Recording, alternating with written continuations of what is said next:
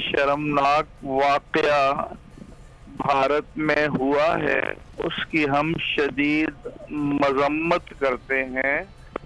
और नरेंद्र सिंह मोदी एक मजहबी दहशतगर्द है।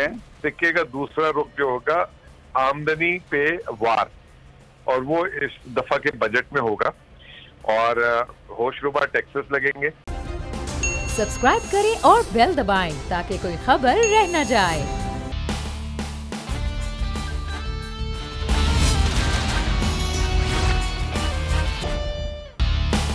अस्सलामुअलैकुम। The special report with Mudassar Iqbal के साथ हाजिर खिदमत है। नाज़रीन, साबिक वज़ीर आज़म पाकिस्तान तहरीक इंसाफ के चेयरमैन इमरान खान वो इस्लामाबाद पहुँच गए हैं, लेकिन उसके बाद अब उनकी कोई गिरफ्तारी तो अमल में नहीं लाएगी क्योंकि एक राहतवारी रिमांड था। और उसके बाद मामलात ये है कि अब राना सनाउल्लाह जो वफाकी वज़ीर दाखिला हैं, उन्होंने कहा कि कोई भी मुसल्लह जत्था वफाक पर हमला करने का सोचे नहीं, इसको बर्दाश्त नहीं किया जाएगा। इमरान खान की जब ज़मानत ख़त्म होगी तो उनका अपना सिक्योरिटी का अमला है, वो उनको गिरफ़्तार कर लेगा। तो अब मामला यह है कि क्या वाकई साबिक वज़ीर आज़म इमरान खान की गिरफ़्तारी अमल में लाई जा सकेगी अगर उनकी कोई ज़मानत होती है मनसूख तो उसके बाद, या फिर ये सिर्फ़ और सिर्फ एक सियासी बयान है जो एक ज़िम्मेदार वफाकी वज़ीर दाखिला की जानिब से सामने आया है। साथ ही साथ उन्होंने कहा कि इमरान खान जो हैं वो माशरे में फसाद बर्पा करने के लिए काम कर रहे हैं और उनके साथ किसी किस्म का कोई डायलॉग नहीं हो सकता है। तो अब जो डायलॉग के मामलात हैं सियासी जमातों में, वो भी ख़ुद से वो राना सनाउल्लाह कह रहे हैं कि बिल्कुल वो बंद किए जा रहे हैं। बहरहाल अब ये देखना है कि पाकिस्तान तहरीक इंसाफ अब आगे लाया अमल क्या इख्तियार करती है, क्योंकि वो जो लॉन्ग मार्च, वो एहतजाज, वो धरना, वो तमाम तर चीज़ें उसके लिए इंतज़ार किया जा रहा है, उस पर बात भी होगी। साथ ही साथ हम बात करेंगे कि एक इंतहाई घिनौनी और बुरी हरकत की गई बीजेपी के रहनुमाओं की जानिब से कि शान रसालत माब सल्लल्लाहु अलैहि वसल्लम पर हर्जा सराई की गई। कुछ ऐसे अल्फाज, कुछ ऐसे बयानात दिए गए कि पूरी उम्मत मुस्लिमा जो इस वक्त जो है वो खासी रंजीदा है, दिल गिरफ्ता है, और उस पर भरपूर एहतजाज भी रद्द-ए-अमल जो है वो हुकूमतों की जानिब से, सियासी शख्सियात की जानिब से और अवाम की जानिब से सामने आ रहा है। उस पर भी बात होगी। साथ ही साथ ये भी बात होगी कि इस वक्त इंडियन जो प्रोडक्ट्स हैं ख़ासतौर पर मिडल ईस्ट में, उनके खिलाफ इस वक्त बायकॉट मुहिम भी जारी और सारी है। साथ ही साथ आज हम बात भी करेंगे इस वक्त जो है पाकिस्तान की माशी सूरत हाल के हवाले से कि मामलात जो है वो खासे दगरगूं होते जा रहे हैं। 2 दिन डॉलर की प्राइस नीचे आई तो उम्मीद जागी कि शायद कुछ हालात बेहतर होंगे, लेकिन जैसे ही हफ्ता शुरू हुआ है तो उसके बाद दोबारा डॉलर की कीमत में भी इजाफा हो रहा है। और आखिर में फिर बात होगी कि इस हुकूमत के आते ही जो पिछले 3-4 साल से लोड शेडिंग जो है वो ज़ीरो पर चल रही थी, आते इस वक्त 12 से 14 घंटे की लोड शेडिंग हो रही है और अवाम इस गर्म मौसम में सिवाय हुकूमत को कोसने के और कुछ नहीं कर रहे हैं। और हुकूमत इजलास पर इजलास कर रही है, लेकिन समझ नहीं आ रही है कि बिजली की जो बंदिश है वो उसको किस तरह से ख़त्म किया जा सके। आज के प्रोग्राम में तमाम तस्वीरें होंगी। हम बात इस वक्त करेंगे सबसे पहले इमरान खान पर, जो पाकिस्तान जो इस्लामाबाद वापस आ गए हैं, और उसके बाद अब वो जो लॉन्ग मार्च का मामला है, जो चीज़ें हैं उससे कि इमरान खान जो है उनकी वापसी हुई है इस्लामाबाद। तो अब इस्लामाबाद में क्या कोई अब नया लाया अमल तरतीब दिया जा रहा है, क्या हिकमत अमली बनाई जा रही है, इसके हवाले से हम पाकिस्तान तहरीक इंसाफ के रहनुमाओं से भी कोशिश करते हैं कि बात हो, और हम तज्जिया भी लेने की कोशिश करेंगे साफियों के ये मामलात आगे किस रुख जो है वो जाते हुए नज़र आ रहे हैं। लेकिन इमरान खान की एक ही चीज़ जो है वो बार बार हो रहा है कि उनको गिरफ़्तार करने की हुकूमत ये सिर्फ एक सियासी बयान या किसी शरारत के तहत ये बयान दे रही है कि सिर्फ जिस जानिब जो है वो तमाम लोगों को मुतवज्जे रखा जाए कि इमरान खान निकलेंगे तो उनको गिरफ़्तार कर लिया जाएगा, ताकि किसी भी किस्म की कोई चीज़ जो है वो हो ही ना, कोई लॉन्ग मार्च, कोई धरना, कोई एहतजाज, कोई हिकमत अमली, वो तरतीब ही ना दी जाए। तो ये मामला इस वक्त दरपेश है पाकिस्तान तहरीक इंसाफ और दूसरी जानिब जो हुकूमत है यानी कि पाकिस्तान मुस्लिम नून या दीगर इत्तेहादी हुकूमतें हैं उनकी जानिब।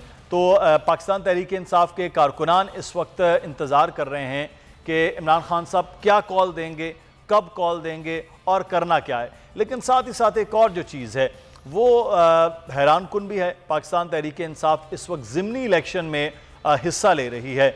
जो वो सीट्स जहां पाकिस्तान तहरीक इंसाफ के मेंबरान असम्बली नाअहल हुए और उन पर दोबारा से ज़िमनी इलेक्शन जो जुलाई के मिड में करवाया जा रहा है उस पर भी तैयारी की जा रही है। पाकिस्तान तहरीक इंसाफ के लोगों को वो टिकट भी तकसीम कर दिया गया। खासतौर में पंजाब की बात कर रहे हैं कि जहाँ पर ये मुनहरिफ अराकीन का मामला हुआ, जिसमें लाहौर की कुछ सीट हैं, कुछ जनूबी पंजाब की हैं, कुछ सेंट्रल पंजाब की वो सीट्स हैं, और उन सीट्स पर अब दोबारा से ज़िमनी इलेक्शन भी करवाया जा रहा है।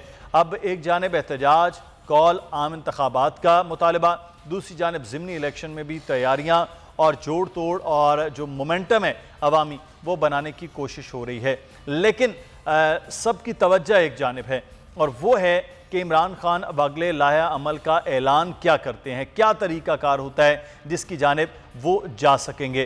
तो ये बड़ा ज़रूरी है कि इस वक्त पाकिस्तान तहरीक इंसाफ ने जो मोमेंटम KPK के मुख्तलिफ जलसों में अपनाया, जहाँ पर पाकिस्तान तहरीक इंसाफ ने बड़े जलसे किए, चाहे वो दीर के अंदर हो, चाहे वो शहरा में मुख्तलिफ मानसेरा के अंदर जलसा हो, डिफरेंट जो जलसे किए हैं, उसके बाद अब इंतज़ार ये किया जा रहा था कि खान साहब को इलाही अमल का ऐलान करेंगे। लेकिन सुप्रीम कोर्ट के मामला जो अहकामात हैं उसको मद्देनज़र रखते हुए पाकिस्तान तहरीक इंसाफ अगली हिकमत अमली जो है वो बना रही है। अब लेकिन साथ ही साथ जो धमकियों का मामला है उस पर खासा रद्दअमल सामने आया। शाह महमूद कुरैशी साहब ने कहा कि ये सियासी हमाकत होगी अगर हुकूमत इमरान खान को गिरफ्तार करती है और सख्त रद्दअमल सामने आएगा। और उन्होंने कहा कि राना सना इमरान खान को गिरफ्तार करने की धमकियां भी दे रहे हैं। गुलाम मुर्तज़ा इस वक्त हमारे साथ इस्लामाबाद से मौजूद हैं, उनसे बात कर लेते हैं। बहुत शुक्रिया गुलाम मुर्तज़ा आपके वक्त का। ये राना सनाउल्लाह साहब कह रहे हैं कि उनकी ज़मानत कैंसिल हुई तो उनके जो सिक्योरिटी यानी कि पुलिस की है वही उन्हें गिरफ्तार कर लेगी। तो ये सिर्फ इस वक्त है कि मुतवज्जे रखना है कि खान साहब की गिरफ्तारी इस तरफ, या फिर वाकई वफाकी हुकूमत तैयार है कि किसी तरह से गिरफ्तारी अमल में लाई जाए इमरान खान साहब की, जैसे ज़मानत मनसूख हो?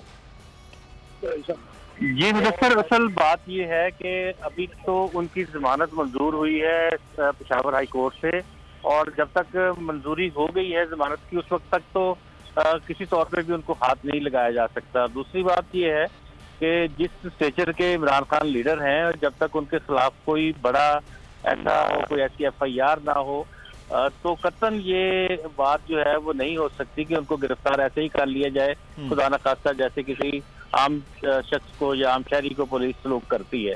तो ये बड़े क्वेश्चनेबल चीजें हैं कि क्या खान साहब को गिरफ्तार ऐसे कर लिया जाएगा, इस तरह मुमकिन नहीं है। तो इसके लिए क्या है कि गवर्नमेंट इस वक्त कुछ ऐसे इश्यूज को सामने रख के मशावरत कर रही है सियासी पार्टियों के साथ, ताकि जो एक ऐसा बयानिया तरतीब दिया जा सके या ऐसी कोई FIR उनके ऊपर आ सके, खान साहब के ऊपर, इमरान खान के ऊपर, जिसकी बुनियाद पे उनको गिरफ्तार किया जा सके। ये वाकईतन ये बात बिल्कुल दुरुस्त है। लेकिन मुर्तज़ा, राना सनाउल्लाह साहब का आपने बयान देखा जिसमें उन्होंने कहा कि हंगामा आराई, फितना फसाद, अफरा तफरी, विफाक पर मुसल्लह हमलों के तहत दो दर्जन के करीब मुकदमात हैं जिसमें जो इनके खिलाफ दर्ज हैं, जिसमें मुलजिम व नामजद हैं। तो खान साहब पर मुकदमात तो बहरहाल किसी न किसी तरह से उन्होंने करवा दिए हैं। सर, ये जो मुकदमात हैं, देखिए ये ऐसे मुकदमात नहीं हैं कि जिनकी बुनियाद पे आप इतने बड़े रहनुमा को, इतनी बड़ी सियासी पार्टी और इतनी फॉलोइंग रखने वाले रहनुमा को आप गिरफ्तार कर सकते हो। ये तो 16 MPO के तहत गिरफ्तार नहीं किया जा सकता खान साहब को। इससे पहले भी जितने हाई प्रोफाइल केसेस हैं उनमें अगर नवाज शरीफ को हम देखते हैं कि उनको जब गिरफ्तार किया गया था तो उनके ऊपर बड़े मुकदमात थे और बड़ी उनके खिलाफ सजाएं थी। इसी तरह से दीगर जो भी पाकिस्तान की इस तरह की गिरफ्तारियां हुई हैं, आसिफ अली जरदारी को गिरफ्तार किया गया था तो उनके ऊपर करप्शन के बड़े जो मुकदमात थे उनके उस तनाजुर में उन्हें गिरफ्तार किया गया। खान साहब के ऊपर अभी तक इमरान खान के ऊपर कोई ऐसा मुकदमा, ऐसी बड़ी चीज हमें नजर नहीं आती है वक्त के बना ना दी जाए। और ये बात मैं अब फिर दोबारा दोहरा रहा हूँ कि हुकूमत एक ऐसे काम कर रही है, एक ऐसा मुशावरत कर रही है इसे अमल के ऊपर कि एक ऐसा मुकदमा दर्ज किया जाए इमरान खान के ऊपर और उस मुकदमे में फिलफौर जो है वो उनकी तरफ रजू किया जाए और उन्हें गिरफ्तार करने की कोशिश की जाए। अच्छा। लेकिन हमारे जराए ये भी कह रहे हैं कि ये वक्त अब शायद गुजर चुका है और आने वाले 2 रोज बहुत अहमियत के हामिल हैं। शायद जो जुमेरात का कुछ इस तरह का मुकदमा दर्ज ना हो सका तो शायद फिर उसके बाद ना मुकदमा को दर्ज हो सकेगा और ना गिरफ्तारी हो सकेगी। तो ये सूरत हाल इस वक्त जो है वो चल रही है। अच्छा, बड़ी ख्वाहिश बहुत थी है, उन्होंने कहा कि मेरी ख्वाहिश है कि इमरान खान को गिरफ्तार किया जाए, वज़ीर दाखिला की जानिब से कहा गया। तो ये ख्वाहिशात पर कोई हो रहा है और फिर हुकूमत में हमेशा से ये होता है कि कुछ बातचीत, कुछ मुज़ाकरात और कुछ एग्रेसिव। ये कौन लोग हैं जो चाह रहे हैं कि खान साहब पर मुकदमा भी दर्ज हो जाए, जो आप 2 दिन की बात कर रहे हैं, और उनकी गिरफ्तारी भी अमल में लाई जा सके? ये हुकूमत ही है और आपको पता है कि जमहूरियत में और इस तरह की जो पाकिस्तान की जमहूरियत है वहाँ पे खुसूस तौर पे फैसले उस वक्त के वज़ीर आज़म करते हैं। और इस वक्त जो फैसले किए जा रहे हैं वो मियां शहबाज शरीफ ये फैसले कर रहे हैं और उनके साथ उनकी तमाम वो मशावरती लोग उनके साथ हैं जो कि इस मामले में मसरूफ़ अमल हैं कि किसी तरह से खान साहब के ऊपर कोई मुकदमा दर्ज कर दिया जाए और खान साहब को गिरफ्तार कर लिया जाए। लेकिन इसके साथ साथ एक और इत्तलाएं मिल रही हैं कि बैकडोर डिप्लोमेसी भी हुकूमत की जानिब से, हुक्मरान इत्तेहाद की जानिब से की जा रही है तहरीक इंसाफ के साथ और राब्ते कायम हैं। अभी जो ग्रैंड डायलॉग की बात की जा रही थी, अगर हम देखेंगे ग्रैंड डायलॉग जो है उस पर भी मुशावरत कहा तो ये गया था पाकिस्तान तहरीक इंसाफ की जानिब से कि कोई ऐसी बात नहीं हो सकती तावक्त से कि हुकूमत अनाउंसमेंट कर दे इलेक्शंस का, अर्ली इलेक्शंस का, वो तारीख दे दे तो उसके बाद हम बात करेंगे। लेकिन आज ये बात कंफर्म हुई है हमारी कि पाकिस्तान हुकूमत के दरमियान जो मुज़ाकरात हैं वो राब्ते मौजूद हैं और बातचीत हो रही है और इसी बातचीत को बुनियाद बनाकर अगले दिनों में कुछ न कुछ ऐसी इम्प्रूवमेंट्स हो सकती हैं जिसमें हुकूमत एक तरफ तो इनको एंगेज कर तहरीक इंसाफ को और दूसरी तरफ जाहिर है कि तहरीक इंसाफ को देने के लिए और क्या उनके पास है तो वो अर्ली इंतखाबात हैं। तो अर्ली इंतखाबात में मुर्तज़ा इसी जाने वाला था कि अर्ली इंतखाबात के अलावा तो PTI कुछ लेना नहीं चाह रही है और जब असम्बलियों में वापसी की बात है तो उस पर भी बड़ा क्लियरली क्या है कि कोई बंदा जो है वो असम्बलियों में नहीं जाएगा, हम इस्तीफ़े दे चुके हैं। तो अब जब इस्तीफ़े भी नहीं हैं, वहाँ पर तैनातियाँ, मामलात, असम्बली में कवानीन, वो तो वहाँ के अपोजिशन के साथ मिलकर वो भी तय हो रहा है। तो फिर यहाँ क्या है बैकडोर डिप्लोमेसी में सिवाय इलेक्शन के ऐलान के अलावा? हाँ बिल्कुल, आपकी बात दुरुस्त है कि उनको तो सिर्फ एक चीज़ यही चाहिए है कि वो चाहते हैं कि इंतखाबात का ऐलान हो जाए। लेकिन जो मुल्क की इस वक्त ज़रूरत है, जिस तरह हमारे तमाम के तमाम अदारे हैं, तमाम सियासी पार्टियाँ हैं, वो तमाम ये चाहते हैं कि ऐसी सूरत हाल जो इकनॉमिकली पाकिस्तान जिस क्राइसिस में है, मुआशी एमरजेंसी की पाकिस्तान को ज़रूरत है, तो ऐसी सूरत हाल में तमाम के तमाम स्टेक होल्डर्स मिल बैठें। और जाहिर है कि तमाम अगर ग्रैंड डायलॉग की बात करते हैं, 11 सियासी जमातें तो हुक्मरान इत्तेहाद में मौजूद हैं, वाहिद बड़ी सियासी जमात पाकिस्तान तहरीक तो बाहर है, तो उनको सिर्फ आपने ग्रैंड डायलॉग में लेके आना है। बाकी आपने एस्टेब्लिशमेंट से बात करनी है या आपने अदलिया के जो लोग हैं उनसे बात करनी है, तो तमाम स्टेक होल्डर्स जो हैं पार्लियामेंट हो जाएगी, पार्लियामेंट के साथ डायरेक्टोरेट ऑफ पावर्स के तमाम जो सतून है रियासत के वो बैठ जाएंगे। तो वो अवाम की इस्लाह के लिए, अवाम की फलाह के लिए और आने वाले दिनों में किस तरह से मुस्तकबिल पाकिस्तान का मुआशी तौर पर कैसे मजबूत बनाया जा सकता है, एक ऐसा 10-15 साल प्लान बना लिया जाए, फिर इंतखाबात हों और जो भी सियासी पार्टी ये देख रहे हैं कि ये बातचीत और ये मामलात जो है वो आगे बढ़ते हैं। बहुत शुक्रिया, हमारे साथ मौजूद थे गुलाम मुर्तज़ा। और आगे बढ़ेंगे और एक और बड़ी अहम खबर जिससे कल से दिल गिरफ्तार है और वो है भारत में BJP के तर्जुमान मौलाना नूपुर शर्मा ने नबी करीम सल्लल्लाहु अलैहि वसल्लम के हवाले से जो एक मुतनाज़ गुफ्तगू की है। न सिर्फ भारत बल्कि पूरी दुनिया में इस वक्त जो है इस पर खासा एहतजाज और रद्द-ए-अमल जो है वो सामने आ रहा है। एक रद्द-ए-अमल वो है जो हुकूमतें अपने लेवल पर, सियासी जमातें अपने लेवल पर कर रही हैं, और दूसरा जो हम देख रहे हैं कि अरब कंट्रीज़ में वो इंडियन प्रोडक्ट्स को इस वक्त जो है पूरी तरह से उसके बायकॉट की मुहिम जारी है। बहुत बड़ी मार्केट है और इंडियन प्रोडक्ट्स की उसको ख़त्म किया जा रहा है। हम इस सूरत हाल पर बात भी करेंगे, उलमा कराम भी हमारे साथ मौजूद होंगे कि इस वक्त क्या करना चाहिए फौरी तौर पर। और साथ ही साथ इस वक्त मुनीर अहमद शाद साहब हमारे साथ प्रेसिडेंट हैं पाकिस्तान एग्जीक्यूटिव फोरम सऊदीया में, बहुत शुक्रिया मुनीर अहमद शाद साहब आपके वक्त का।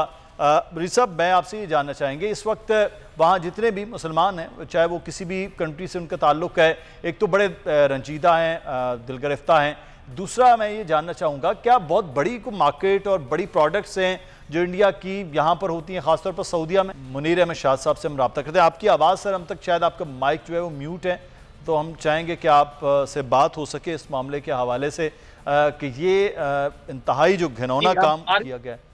जी जी जी मुनीर साहब जी, मैं सबसे पहले तो बहुत मशकूर हूँ कि उन्होंने एक जो स्पेशल काज है जो कि हमारे मुस्लिम दुनिया के जो इंडिया ने जो हमारे साथ कर रहा है, या जो पहले तो वैसे वो जंगी तौर पे हमारे साथ था, अब उसने एक दूसरा टूल जो यूज़ किया है हमारे पाक हज़रत मोहम्मद सल्लल्लाहु अलैहि वसल्लम की शान में गुस्ताखी करके, इसका बहुत सख्त रद्द अमल सऊदी अरब से भी और अरब कंट्रीज में फर्स्ट टाइम ऐसे हुआ है।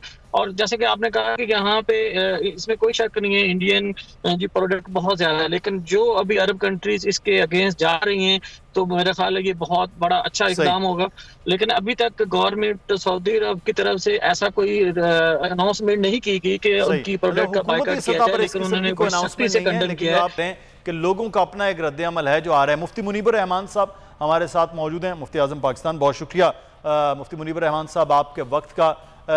ये जो जिस किस्म की घिनौनी हरकत, जिस किस्म का एक शर्मनाक किस्म का बयान सामने आया है, अब उम्मत मुस्लिमा के बहसियत जो जितने भी लोग हैं और ख़ास तौर पर जो हुकूमतें, क्या रद्द अमल सर फौरी तौर पर होना चाहिए मुफ्ती साहब? बिस्मिल्लाहिर्रहमानिर्रहीम। मैं सफ़र से वापस आया हूँ और मैंने अखबारात या टेलीविज़न नहीं देखा, सिर्फ टिकर देखे हैं जी जी कि मजम्मत की जा रही है तो इहानत रिसालत मआब सल्लल्लाहु अलैहि व आलिहि वसल्लम का जो भी शर्मनाक वाक़या भारत में हुआ है उसकी हम शदीद मजम्मत करते हैं। और नरेंद्र सिंह मोदी एक मजहबी दहशतगर्द है और उसकी फितरत में मुसलमानों के लिए अजियत रसानी है, इसलिए वो मुसलमानों को वक्तन फवक्तन भारतीय जनता पार्टी अजियत पहुंचाकर शायद राहत महसूस करती है। बाद में सरकारी तौर पर इस पर इख्तिजाज किया है, लेकिन ये मुस्लिम ममालिक का एक कमज़ोर रद्द अमल है।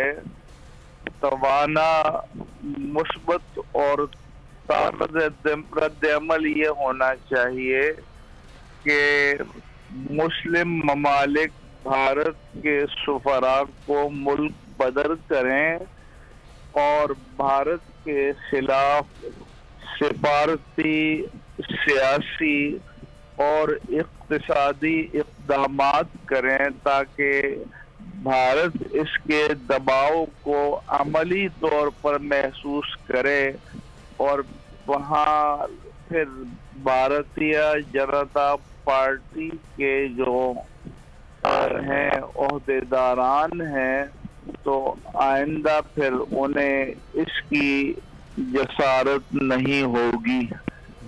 मुसलमान दुनिया भर में दुखी हैं और ये इंतहाई नफरत अंगेज वाक़या है, इसकी जितनी भी मजम्मत की जाए कम है। बिल्कुल है। मुफ्ती मुनीबर रहमान साहब हमारे साथ मौजूद थे। कहा जा रहा है कि सफारती सतह पर बायकॉट किया जाए फौरी तौर पर भारत का, ताकि इस रद्द अमल का जो है उनको इसका सबक भी नज़र आए। और मुनीर शाद साहब हमारे साथ मौजूद हैं। अच्छा शाद साहब, आप कह रहे थे कि मार्केट जो है वो खासी है भारत की, सऊदीया हो या बाकी मिडल ईस्ट के कंट्रीज़ हों, तो क्या ये एक धचका हो सकता है कि वहाँ में रहने वाले जितने भी मुस्लिम हैं वो इस बात का रद्द अमल अगर दें? एक्चुअली जितने भी मुसलमान यहाँ रह रहे हैं या मुस्लिम कंट्रीज हैं वो अपने तौर पे तो जितना भी एहतजाज कर सकते हैं, या जाती तौर पे मैं एज ए बीइंग मुस्लिम मैं बाइकआउट कर देता हूँ। लेकिन जब तक ये हमारी अपनी गवर्नमेंट्स हैं वो इनिशिएटिव नहीं लेती हैं और गवर्नमेंट की तरफ से ये इनिशिएटिव नहीं उठाए जाते, जैसे कि मौलाना साहब ने कहा कि सफारती तलकात हों या गवर्नमेंट लेवल पे ये चीज़ें अनाउंस की जाएँ तो फिर धचका लगेगा।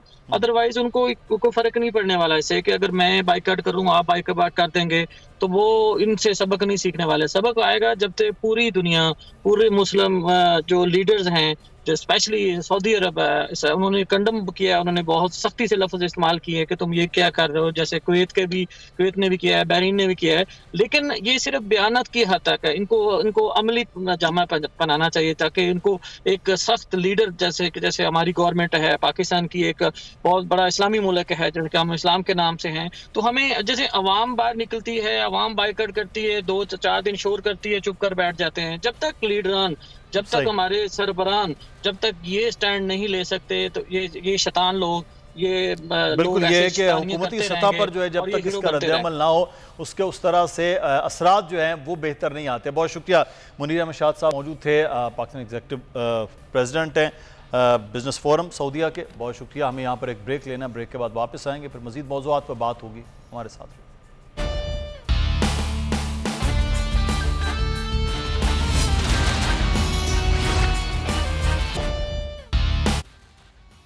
मैं आपसे बात कर रहा था तो मैं ट्विटर पे देख रहा था कि वजारत हज जो है 200 ऑफिशियल्स वो इस साल हज पे लेके जाएगी और इधर जो है शहबाज शरीफ साहब ऐलान कर रहे हैं कि कौम की फ़ाइश जारी करेगी। और उसमें जो हज के जो वजीर हैं, आपको ये पता है कि वो किन के बेटे हैं जी। वो अपना जाती स्टाफ जो है 25 लोगों का लेके जाएंगे, जिसमें गनमैन भी जाएंगे, उनके गार्ड भी जाएंगे, खानसामे भी जाएंगे। उनका जाती स्टाफ 25 लोगों का हज करने उनके साथ जाएगा। तो आप अंदाजा लगा दें कि कितने भूखे थे, मतलब कितनी भूख थी। अभी वो भूख और उस तड़प को जो है ना वो खत्म कर रहे हैं, अभी फिलहाल उसमें वो मसरूफ है। और आए थे ये महंगाई मकाऊ मार्च करके, और इन्होंने जो है पाकिस्तान को एक ऐसा तोहफा महंगाई का देने जा रहे हैं जो 75, मेरी बात आप रिकॉर्ड कर लीजिएगा, ये चलाइएगा जी। 75 साल में एक दफा पाकिस्तान में पहली दफा महंगाई आई थी भुट्टो के दौर में, दूसरी दौर में आई थी 2008-9 में जी। और अब जो है जो अब आएगी महंगाई वो 75 साल का रिकॉर्ड तोड़ेगी। अच्छा। और ऐसा रिकॉर्ड तोड़ेगी कि जो है लोगों की कमर टूट जाएगी। 30% से ज्यादा गालिब इम्कान है कि इस साल महंगाई होगी, क्योंकि 40% जो है बढ़ा दी अभी तक, अल्लाह आपका भला करे, 45% बिजली बढ़ा दी है, 45% गैस बढ़ा दी है। इसके अलावा हर जो चीज मार्केट में जो है आप लेने जाए, खाने पीने की अशिया जो है वो 25 से 40% पिछले 2 महीने में उसका इजाफा हो गया। और ये जो महंगाई होगी ये यहाँ नहीं रुकेगी बात। जब इतनी महंगाई होती है तो जिन ममालिक से आप तिजारत करते हैं, अगर आपका और उनका महंगाई का जो फर्क होता है उतना आपका इकोनॉमिक्स कहती है कि करेंसी गिरेगी। तो फर्ज करें हमारी अगर 30% महंगाई होती है और आलमी महंगाई जो है 6-8% होती है, तो 5% हमारी करेंसी वापस से गिरेगी। यानी कि जो अभी 200 का डॉलर है वो पता नहीं कहाँ जाके रुकेगा, 230, 225, 240, उसकी फिर वापस से महंगाई आएगी। तो इसको मुज़म्मिल साहब आप तो बहुत राउंड ऑफ इन्फ्लेशन, आप बहुत खौफनाक बात कर रहे हैं कि 230-40 तक डॉलर जाएगा। ये तो आते ही यहाँ तक पहुँच गया, पेट्रोल वहाँ तक पहुँच गया। लेकिन इस सारे अमल में आप नहीं समझते कि जो हुकूमत ने एक बेहतरीन इकदाम किया है उसके बाद लोगों को खासी रिलीफ मिल सकती है? देखें, आम आदमी के लिए 2000 रुपए जैसी बड़ी और खतीर रकम अगर वो मिलेगी तो उससे तो खासी बेहतरी हो जाएगी एक आम आदमी की। देखें, सारे गनमैन तो वजारत हज वाले वजीर लेके जा रहे हैं, तो वो आवाम को इतने पैसे दे रहे हैं तो साथ कोई गनमैन और कोई सिक्योरिटी भी तो दे, और एक एक बोरी भी दे, जिसमें इतने सारे पैसे कहाँ लेके जाएंगे, वो कैसे मतलब संभालेंगे? और कोई सरमायाकारी की इन्वेस्टमेंट भी, मतलब कोई टिप्स भी दें कि ये पैसे से सरमायाकारी भी आखिर करनी होगी। आवाम बेचारी इतनी शरीफ है, उनको इतना सरमायाकारी का भी नहीं पता। तो आप मतलब ये तो बहुत बड़ी चीज है, लेकिन उस 2000 रुपए के साथ ये सहूलियतें भी तो फराम करनी चाहिए इनको। बिल्कुल, ये बड़ा जरूरी है। तो आपने तो बजट से पहले कह दिया कि इतना खौफनाक होने वाला है। अच्छा, मामला बजट के हवाले से हम बात कर लेते हैं। मुज़म्मिल साहब, बजट आने वाला चंद दिन अब बाकी रह गए हैं, तो कुछ ये बातें भी हो रही हैं कि एक तो आप लोगों ने उस वक्त कुछ प्लान किया था कि 35% तक जो है वो सरकारी मुलाजमीन की तनख्वाहें अब जो आज खबर सामने आ रही है कि 35% तक तो मामला ही नहीं है सरकारी मुलाजमीन के, क्या को पैसे नहीं है और आपके पास क्या ऐसा फॉर्मूला था जो आप बढ़ाने जा रहे थे और अब ये टैक्सेस जो हैं वो मज़ीद बढ़ाए जा रहे हैं, जितनी मराद थी जो रियायतें थी वो भी अब ख़त्म की जा रही हैं आइंदा टैक्स में बजट में, तो क्या फिर सिचुएशन होगी इस बजट के बाद? ये देखें, बजट जो है ना सिक्के का दूसरा रुख है। अब सिक्के का पहला रुख महंगाई था, सिक्के का दूसरा रुख जो होगा आमदनी पे वार, और वो इस दफा के बजट में होगा। और होशरुबा टैक्सेस लगेंगे और जो है लोगों की, और खास तौर पे जो मिडिल क्लास के तनख्वाहदार लोग हैं उन पे टैक्सेस लगेंगे। और अलग अलग अभी खबर वैसे ही आना शुरू हो गई है कि 100 रुपए का अगर आप अब मोबाइल फोन में बैलेंस डालेंगे तो उस पर 30% टैक्स कटेगा, यानी कि 55 रुपए आपको मिलेंगे। तो ये सारा का सारा जो है जोर इनका आम आवाम पे है। रही सवाल आपने कहा कि हमने क्या किया था, देखिए हमने, आपको याद होगा कि फरवरी के दरमियान जो है 15% सरकारी मुलाजमीन की तनख्वाह बढ़ा दी थी। और फिर शहबाज शरीफ साहब जब आए 10 अप्रैल को तो उन्होंने जो है ना जोश खिताबत में 10% तनख्वाह बढ़ा दी। सुबह उनके वजीर खजाना ने बोला भाई वो 15% जो है अभी शुरू हुई है, आपने भी बढ़ा दी, तो वो उन्होंने फिर अगले दिन वापस ले ली थी। तो बातें इनकी बड़ी बड़ी हैं और फिर आपको पता है इतना बड़ा मुराद दे दी तो कौम तो इनका शुक्र, मतलब अब हमारी अगली नस्लें भी अदा करती रहेंगी इनका। अब तीसरी बात ये कि हमारे पास क्या फॉर्मूला था, हमारे पास सबसे पहले एक फॉर्मूला था दयानतदारी का, हमारे पास दूसरा फॉर्मूला था दर्द का और एहसास का, ठीक है ना। यह है तो अल्लाह ताला खुद ब खुद रास्ते निकालते हैं। पूरी दुनिया कहती रही कि 6100 अरब रुपए हालांकि टैक्स हम इस साल हासिल करेंगे, 5800 पिछले साल अनाउंस किया था बजट में। पूरी दुनिया कहती रही कि ये 5000 भी कर लेंगे तो बहुत बड़ी बात होगी। तो अल्लाह ताला ने 6100 अरब कराया, दयानतदारी थी, मुल्क में तरक्की हुई, 6% की रफ्तार से जो है हमारी मईशत चली। तो एक हमने जब पिछले साल देखा कि जब आलमी महंगाई आई तो हमने एक बात, हमने आपस में अपनी काबीना में अपने आपस में बात की कि एक महंगाई है जो हमारे बस में नहीं, क्या है। तो उसके लिए हमने एक अपने लिए 3 अल्फाजों में एक सबक तैयार किया, महंगाई का तोड़ आमदनी पे जोर। सही, ठीक है। आपके बड़े बूढ़े भी कहते होंगे, आपने अक्सर सुना होगा कि जेब में पैसे हो तो महंगी चीज भी सस्ती है, और पैसे ना हो तो सस्ती चीज भी आपके लिए पहाड़ के बराबर है। ठीक है। हम जो है वो वाली उस थ्योरी पे अमल करना शुरू हो गए थे कि लोगों की आमदनी में इजाफा करो, ताकि ये अगर महंगाई आलमी आ भी रही है तो वो उसको खुद बर्दाश्त कर सके। यहाँ पे अब जो है ना ये उल्टा, ये इन्होंने उसका रिवर्स पकड़ लिया है कि जेब में पैसे नहीं डालो, महंगाई कर दो इतनी, मतलब पैसे ही ना हो, अगर कोई चीज सस्ती भी हो जाए तो वो इतनी महंगी लगे लोगों की कुव्वत से खरीद से बाहर हो। नहीं, पैसे तो सर उन्होंने बहुत डाल दी, 2000 रुपये बड़ी रकम होती है, उन्होंने बहुत ज्यादा वो कर दिया है। अच्छा, मेरा एक सवाल बड़ा अहम है, आप लोगों ने जीरो टैक्स की बात की इमरान खान साहब ने, लेकिन ये बजट आ रहा है तो ऑनलाइन, सोशल मीडिया और जो IT रिलेटेड जितना भी मामला था उस पर अब टैक्स बढ़ाने की तजवीज़ हो गई है इस हुकूमत की जानिब से। तो इसका मतलब है जो मुल्क में ज़र मुबादला लाने वाले लोग थे अब उन पर भी भारी टैक्सेस लगाए जाएंगे, यानी कि इंटरप्रेन्योरशिप जितनी भी हो रही थी वो भी अब स्टेक पर आ जाएगी। देखिए, अभी तो ना वजारत खजाना, ना वजीर खजाना, ना PDN, ये तो बजट तीनों बना ही नहीं रहे। इनको तो बजट बना के IMF देगा, इन्होंने तो पढ़ना है, तकरीर करनी है भाई। इनको क्या पता, इनको क्या एहसास के बजट से मतलब कितनी मतलब आवाम को तकलीफ होगी और क्या होगा। इनको तो सिर्फ एक चीज सामने नजर आ रही है कि हुकूमत कैसे बचा ले। और हुकूमत, अभी पहले ट्वीट आया कि वो जो हम इमरजेंसी लगाने जा रहे हैं, हम मुल्क में ज़र मुबादला के ज़खायर और कैपिटल अकाउंट और उस पर जो है रोशन डिजिटल और लोगों के अकाउंट फ्रीज नहीं कर रहे, हम वो शहबाज शरीफ साहब हुकूमत की किफायत शारी की बात कर रहे हैं। तो आप अंदाजा लगाएं कि इनको किसी चीज का एहसास नहीं है और ये सिर्फ अपनी हुकूमत बचाने के लिए। और उस ट्वीट में उन्होंने कहा कि हमने जो बिजली की कीमत बढ़ा ली है, ये मुल्क जो है माली क्राइसिस से बाहर निकल गया। यार किस तरह के इंसान है कि माली क्राइसिस से बाहर निकल गए। एक इनके जो है वजीर तवानाई कहते हैं कि मुल्क में लोड शेडिंग नहीं है। मतलब ये कौन सी दुनिया में, कौन से पाकिस्तान में, किधर बैठ के ये किसकी बात कर रहे हैं, किसको रिप्रेजेंट कर रहे हैं? तो सर ये जो मतलब दुनिया, मुजम्मिल साहब, दुनिया है जो इस तरह से दायरा लगाते हैं वहाँ हैं, उनके घर में नहीं है। लोड शेडिंग आपके घर में हो रही होगी, हमारे घर में तो लोड शेडिंग हो रही है, तो इसका मतलब है वो दुनिया वो उससे बिल्कुल हट के है।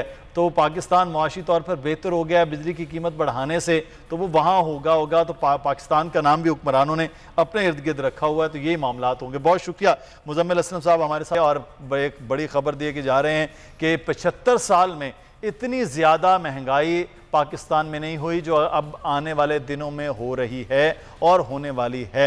लेकिन इस वक्त सूरत हाल जो बिजली के हवाले से है उस पर हम कुछ बात करेंगे कि मुल्क में इस वक्त लोड शेडिंग की सूरत हाल क्या, और इस वक्त लोड शेडिंग की सूरत हाल पर बात करेंगे। पेशावर से हमारे नुमाइंदे आसिफ शकूर हैं, उनसे बात कर लेते हैं। पेशावर में क्या सिचुएशन है इस वक्त, कितने घंटे लोड शेडिंग हो रही है, बताइएगा आसिफ शकूर।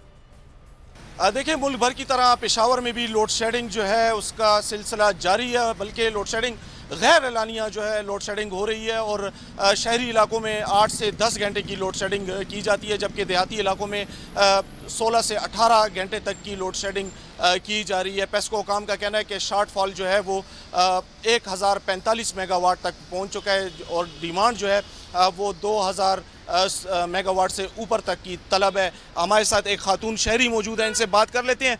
आप कौन से इलाके में रहती हैं और लोड शेडिंग आपके इलाके में हो रही है, कितनी हो रही है और कितनी क्या क्या प्रॉब्लम आपको फेस करना पड़ रहा है? जी, मैं अभी पेशावर में रह रही हूँ और लोड शेडिंग इतना ज़्यादा हो गई है कि बस हम कुछ बोल नहीं सकता। सारी रात हम सोना जो है ना वो हराम हो गई है। हम बैठे रहते हैं, बिजली नहीं है और यूनिट इतना ज़्यादा हो गई है कि हद से भी ज़्यादा हो गई है। अभी मेरा बिल आया ना, एक पंखा और एक लाइट पे 8000 रुपये। अगर हम क्या करें, हम किधर जाएं? एक तरफ से जो वज़ीर आज़म आते तो लोड शेडिंग आते, दूसरी तरफ से जो वज़ीर आज़म आते तो महंगाई आते। हम किधर जाएं? हम तो अपनी ज़िंदगी से तंग आ चुके हैं। हम ज़िंदगी कैसे गुजारें, हम किधर जाएं? अगर ये वज़ीर आज़म के हमारे सर पे दुपट्टा अच्छा नहीं लगता तो हम ये लुटा देंगे। हमारे लिए ये कपड़े जो ये भी बहुत महंगा हो गए पहनने के लिए। वज़ीर आज़म कहते हैं हम अपने कपड़े बेच के जो है पूरी करेंगे ना। वो अपनी जुबान पे बोल रहा है, करता तो नहीं है। हमें आंखों में सुरमा डालता है, बोलते हैं, लेकिन करता तो नहीं है। काश वो वज़ीर आज़म आ जाए, कहते हम अवाम के लिए बहुत कुछ करते। आओ ना, मरीन नवाज किधर चले गई? आप जो बहुत बोल रही है, आ जाओ, अभी निकलो, अवाम से मिलो, अवाम के बात सुनो और काम करो। आप जब कहते हैं मैं ये करूँगी, मैं वो करूँगी, कपड़े आप कब बेचेंगे? आ जाओ, बेचो, हमारे लिए खिदमत करो, निकलो। तुम्हारे पास दौलत का क्या कमी है? हमारा खिदमत करो, हम किधर जाए? जी, शहरी जो है बहुत ज़्यादा परेशान है, बिलबिला रहे हैं। आसिफ शकूर हमें पेशावर की सूरत हाल, वहाँ पर खातून जो है जिस तरह से वो इस परेशान है इस लोड शेडिंग और महंगाई के नतीजे में। मुल्तान की सूरत हाल माजिन यूसुफ हमारे साथ मौजूद हैं, उनसे जान लेते हैं। जी माजिन, क्या मुल्तान में इस वक्त सिचुएशन है लोड शेडिंग की? मुल्तान में घरेलू सार्फिन हो या कमर्शियल सार्फिन हो, दोनों को ही लोड शेडिंग का सामना करना पड़ रहा है। दही इलाके और शहरी इलाके 8-8 घंटे, 6-6 घंटे, 10-10 घंटे की लोड शेडिंग जारी है। शहरी मौजूद हैं, मार्केट के लोग हैं, आप बताएं कितनी परेशानी हो रही है, काम कितना मुतासिर हो रहा है? बहुत ज़्यादा परेशानी हो रही है, कारोबार कर नहीं सक रहे। हर घंटे बाद तो लाइट जा रही है, इधर कस्टमर आता है, बंदा उसे टाइम देता है, उससे भी हमारी बहस मुजाहिला हो जाती है सिर्फ लोड शेडिंग के पीछे। घर वाले लोग तंग है, क्या करें? ये बहुत परेशानी डाल दी इन लोगों ने, तो हमारे लिए एक समझ से बाहर हो गया सारा। बिल्कुल समझ से बाहर हो गया। मुल्तान के शहरी इलाकों की बात की जाए तो 6 से 8 घंटे की लोड शेडिंग की जा रही है। दही इलाकों में लोड शेडिंग 10-10 घंटे तक पहुंच चुकी है। जो दुकानदार हैं या घरेलू लोग हैं, तमाम ही इस हवाले से खासे परेशान दिखाई दे रहे हैं। हाल बता रहे थे माजिन यूसुफ, बहुत शुक्रिया आपका। प्रोग्राम से मुदस्सर इकबाल को इजाज़त दीजिए, अपना ख्याल रखिएगा, अल्लाह हाफिज़।